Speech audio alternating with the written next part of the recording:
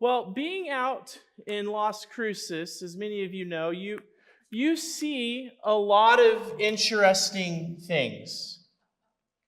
Would you not agree? You've probably seen things that have made you've been out in public where you're walking down the street that make you turn around and walk the opposite direction. Anybody ever had that? And what's funny is when I've talked to some people about some of these things that I've seen that I've never seen before, they're like, that's normal. And I look at them and tell them that's not normal. And some of you are wondering, what are you talking about, Darian? You never see anything weird on the streets of Las Cruces. Ever. And let me just give a few examples of things that really kind of just, when they happen, make me turn around and want to walk the other direction, or it's telling Camille, you need to get close to me and get on the other side of me, kind of things. For instance, there's been several times that we've been walking. It's usually always around Saturdays. We're at we have a farmer's market. For some of you who have not been there, you're probably not from around here, but there's a farmer's market on Saturday. It's a great place to walk. I don't know that you should ever buy anything there because, maybe you can. Support local, okay? But it's fun to walk around. It's fun to eat the food trucks and all of that, and it's great. But every once in a while when you're down there, you'll run into interesting characters. You'll run into people, you'll be walking down the street and you will walk past somebody who is screaming at themselves. And they're arguing and yelling and screaming. And it's at that moment you're kind of just like, I want to turn around and walk the other way. And that's normal. Everybody seems to have some kind of story of a situation like that here in Las Cruces. If you haven't, get out of your house and go walk around. You'll find it. The other thing, now this is the one that really concerns me, is there was a time whenever I had to go take the car in and get it repaired, and I'm driving down one of the streets and I saw a naked person. And then I was telling people about that, like Jason in the back, and he said, oh, that's normal. You haven't seen that before? That's not normal, okay? That's quickly I'm driving by and I'm going to just pretend that didn't happen. You see so many different things here in Las Cruces that I've never really seen or been exposed to before, but I think people who are from Las Cruces have seen some interesting things. You turn around and walk away from things like that. The other thing that makes you want to turn around and walk away is if I were to leave church right at 11:30, and then I'm going to go to my favorite restaurant, Andalays, I can guarantee you there's going to be a 45-minute wait. So I'm going to turn around and I'm going to walk away.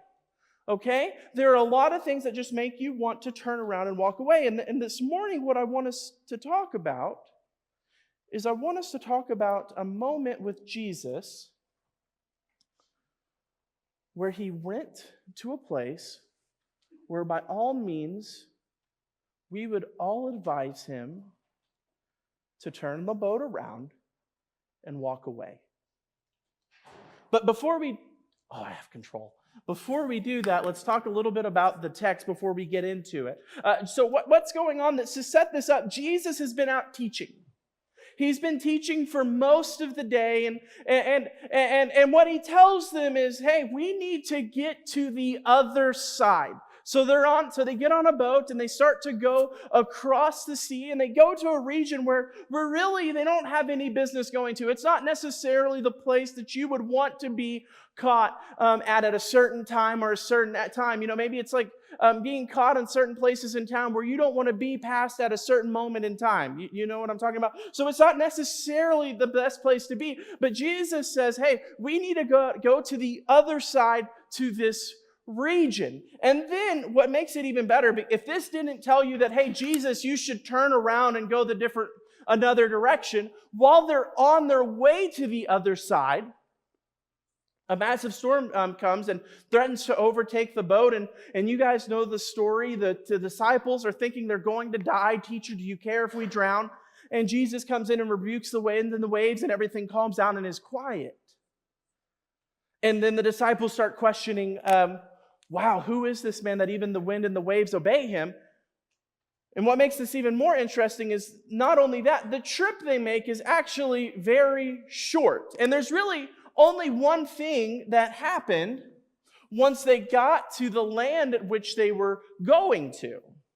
And that's what we're going to be reading about and having a conversation about this morning. So if you have your Bibles, turn with me over to Mark chapter 5. We're going to be looking at verses 1 through 19.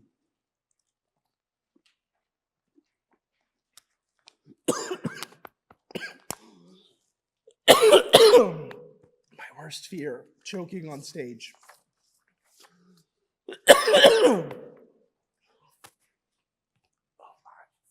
So sorry. Oh man. Mark chapter 5, starting in verse 1. Oh gosh, sorry. Oh wow. Okay. Verse 1 says this. They went across the lake to the region of Gerasene. When Jesus got out of the boat, a man with an impure spirit came from the tombs to meet him. This man lived in the tombs, and no one could bind him anymore. Not even with a chain, for he had often been chained hand and foot, but tore the chains apart and broke the irons on his feet. No one was strong enough to subdue him. Night and day among the tombs and in the hills, he would cry out and cut himself with stones. When he saw Jesus from a distance, he ran and fell on his knees in front of him. He shouted at the top of his voice, "What do you want with me? Jesus, Son of the Most High God. In God's name, don't torture me." For Jesus had said to him, "Come out of this man, you impure spirit." Then Jesus asked him, "What is your name?" "My name is Legion," he replied, "for we are many." And he begged Jesus again and again not to send them out of the area. A large herd of pigs were feeding on the nearby hill. The demons begged Jesus, "Send us among the pigs. Allow us to go into them." He gave them permission. And the impure spirits came out and went into the pigs. The herd, about 2,000 in number, rushed down the steep bank into the lake and were drowned. Those tending to the pigs ran off and reported this in the town and the countryside. And the people went out to see what had happened.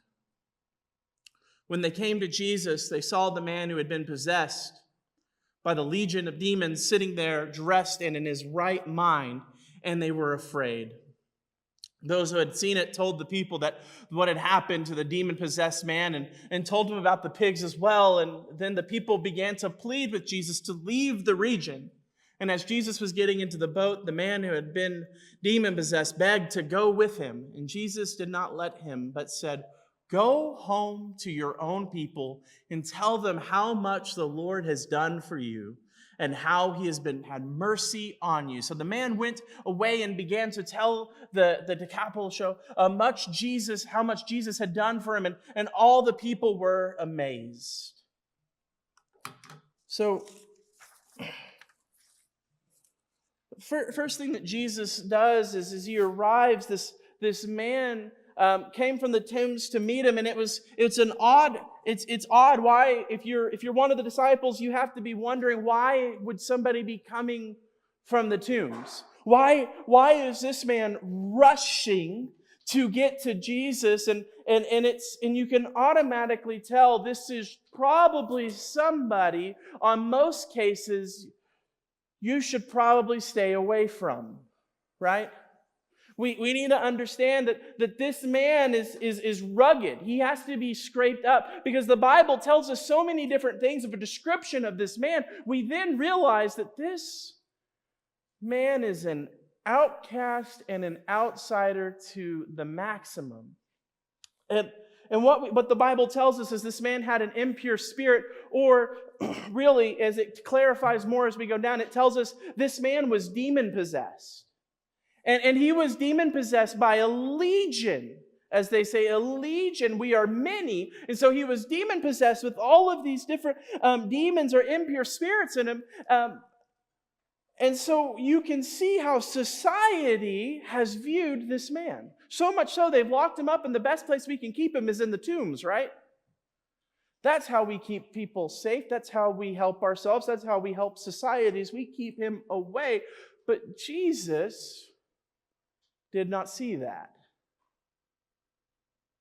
Jesus didn't see a man who was an outcast that had 1,000 demons in him. Jesus saw an innocent man who has lost everything and is now being tortured and tormented by a legion of impure spirits. And this man realistically is probably never has a moment of his right-mindedness or his saneness or anything there. He is being tortured and terrorized by these spirits. And Jesus saw his child.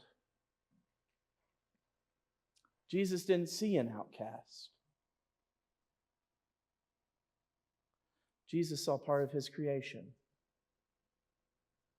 Jesus knew how many hairs were on his head before he was even born. Jesus knew his name. Jesus knew him so much that he was willing to get on a boat and go across the sea and deal with storms and difficult places and going to a place that you really shouldn't be to go help this one man. This man had an impure spirit, but Jesus did not see that. And the text goes on and tells us that the man has been chained and confined as best as anyone could, but each time he broke out of the chains and was running free around the tombs. And what I picture here is he's running around the graveyard. That's how I imagine this, is I'm seeing him running around the cemetery, running around free and yelling things and screaming things and shouting things, and people are saying, you know what, I'm going to walk away, I'll come back later. And that's what's going on, and he always got out, and yet this is the man who came to Jesus with all of his problems, all of his issues, all of his insecurities, all of his scars, his brokenness. And Jesus then comes to him as the demons are shouting, don't send us away. Instead, just put us in the pigs. And Jesus commands the spirits to come out of this man, and they go into a herd of pigs, and the pigs then rush and drown themselves in the water. It's such a weird part of the text. I don't know if anybody has ever thought that when reading that. It's so weird, but it's there. And so the pigs have drowned themselves in the water, and yet this man, who is the one that Jesus went all this way for, is finally in his right mind. Can you imagine, for just a moment, his life for however long he has been chained up, confined, held down, tormented, is finally given back to him? Can you imagine if you're that individual? Can you imagine for a moment,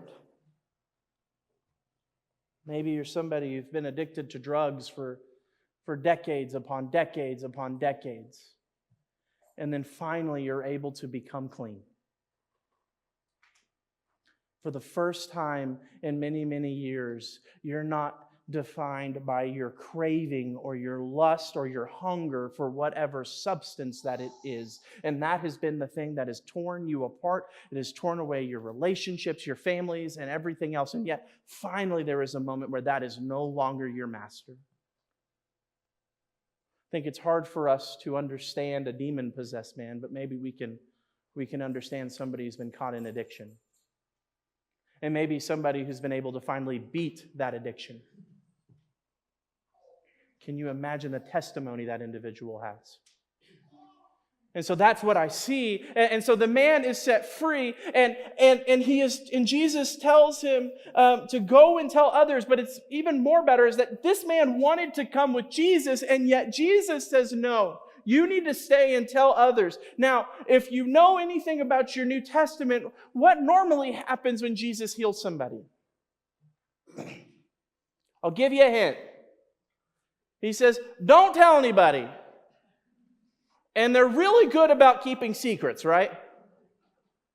And yet, it's opposite here because Jesus tells him, go tell people. Go tell people about what you've seen. Go tell people about what I've done. Go tell people about how you have been set free from the captivity of this lifelong prison sentence, which has been these demons that have been running wild and ruining your entire life. Tell people about how you used to be cloudy, but now you're free. Go tell people.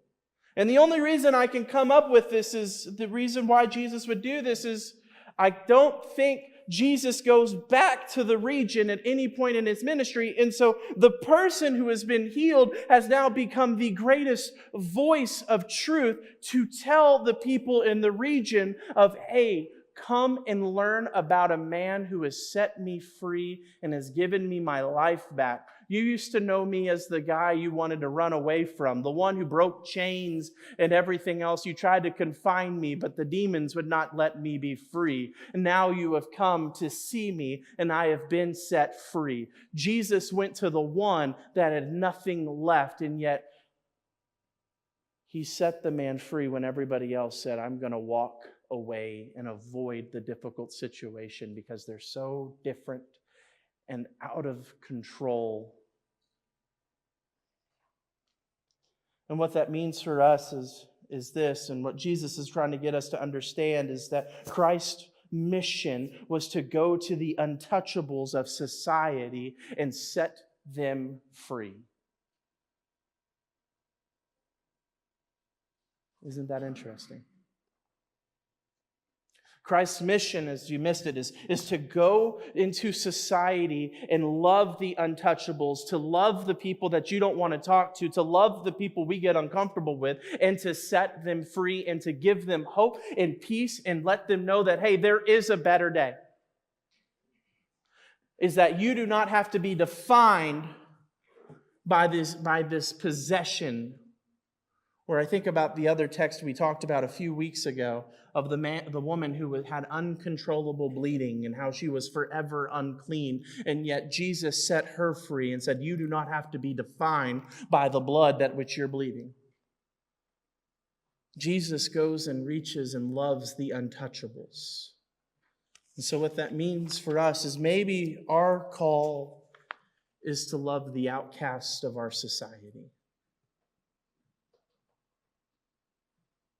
Maybe that's what one at a time means, is we love the outcast and the untouchables of our society.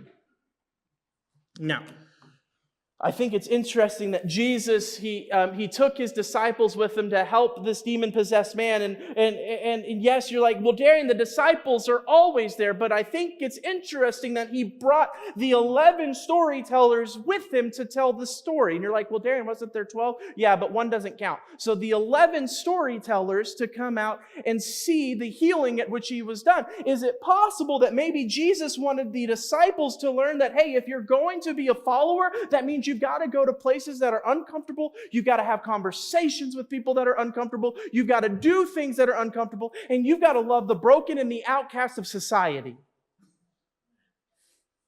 Maybe that is what Jesus needed them to understand. Why? Because guess what? You've got 11 men who are going to go out into the world after the crucifixion of Jesus, and they're going to tell the world the story of the one who healed the blind, cleansed the lepers, stopped the bleeding, cast out demons, and resurrected people from the dead.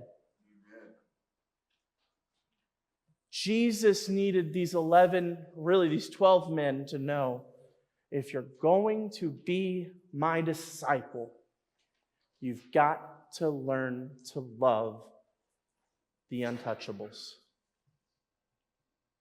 You've got to learn to love the broken.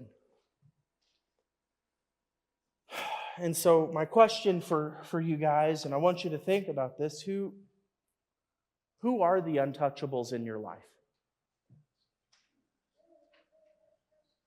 Who Who are the people that you don't speak to? Who are the people when they call you, you're trying to come up with an excuse of why you need to get off the phone? Because you know it's just problem after problem after problem. Who are the people that you try to avoid? Because maybe one at a time ministry means learning to step into difficult situations that might be easier to walk away from. Why? Because Jesus would literally get on a boat and go across the ocean through a storm to a place he shouldn't be to love the untouchables. Maybe that means for us that one at a time ministry is that we've got to learn to be okay in difficult situations. Now, what I am not saying, because I need you guys to understand this, I am not telling you do not put yourself in dangerous situations. Are we clear on that?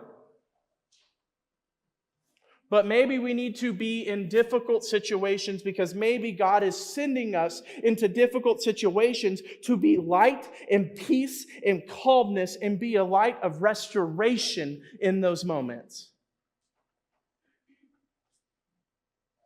Maybe one at a time ministry is being comfortable being uncomfortable.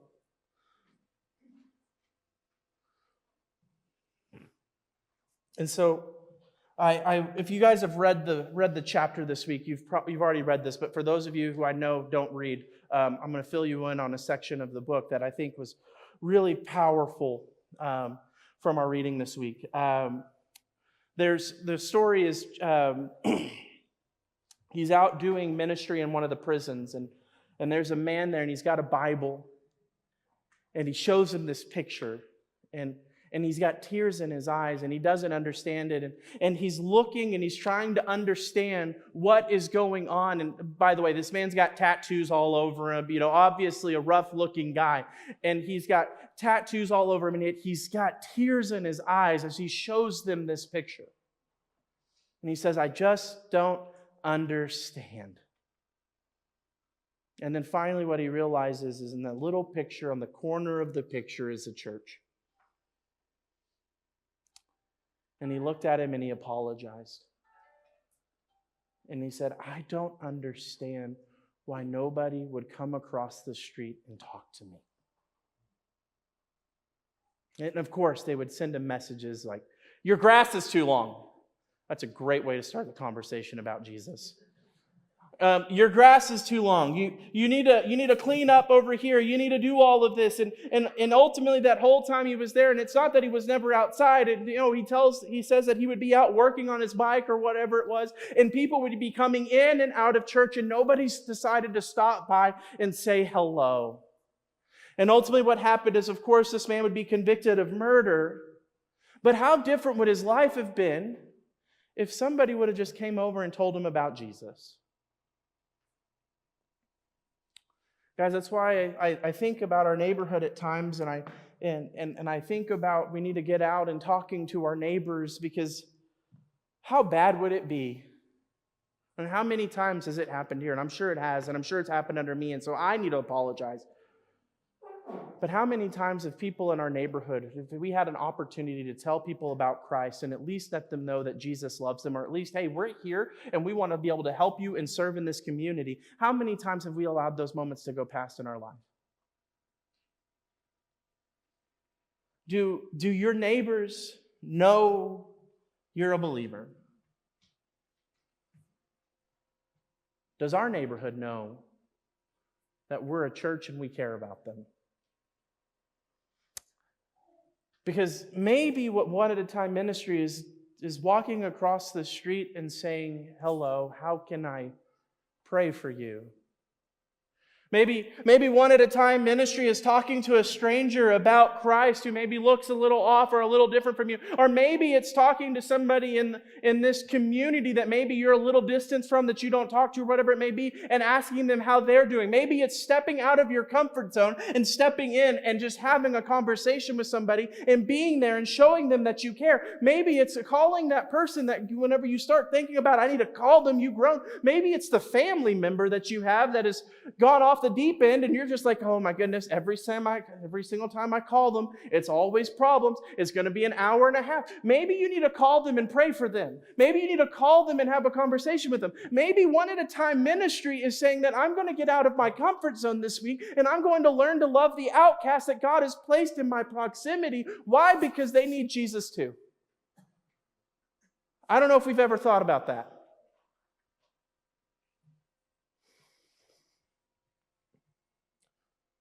So maybe this week we start to take steps